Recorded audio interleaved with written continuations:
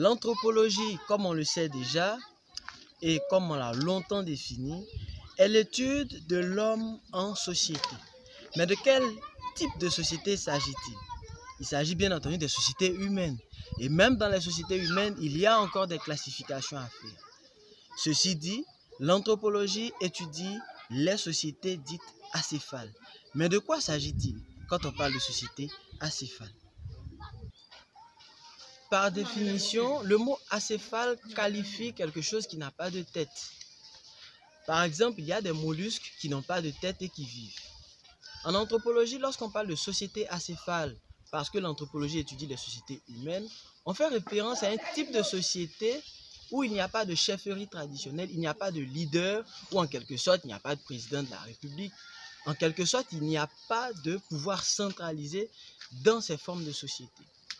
Eh bien, ces sociétés ont fait l'objet de nombreuses controverses ethnocentriques et c'est bien cela que nous allons aborder maintenant. Le concept d'acéphale a longtemps été sujet de nombreuses controverses, ethnocentriques notamment. Les Occidentaux qui arrivent en Afrique, qui découvrent de nouvelles sociétés, vont caractériser ces sociétés de primitives, justement parce qu'elles n'ont pas de pouvoir centralisé. Ces sociétés sont caractérisées de sociétés acéphales au départ, ou, si vous voulez, des sociétés anarchiques.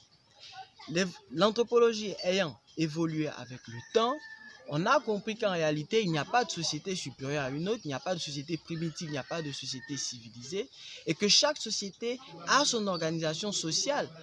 Une société peut même avoir son organisation sociale sans pouvoir centraliser. Et en Afrique, c'est ce qu'on appelle les sociétés segmentaires. Justement, les sociétés segmentaires feront l'objet de notre prochaine vidéo.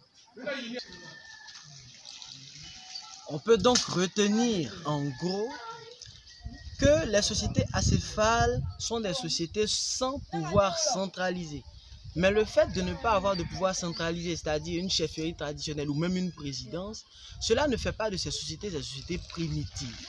Parce que chaque société a sa manière à elle de réguler l'ordre social. C'est bien des sociétés segmentaires que nous allons parler la prochaine fois. Je vous dis à très bientôt pour un nouveau numéro de Socioconsult.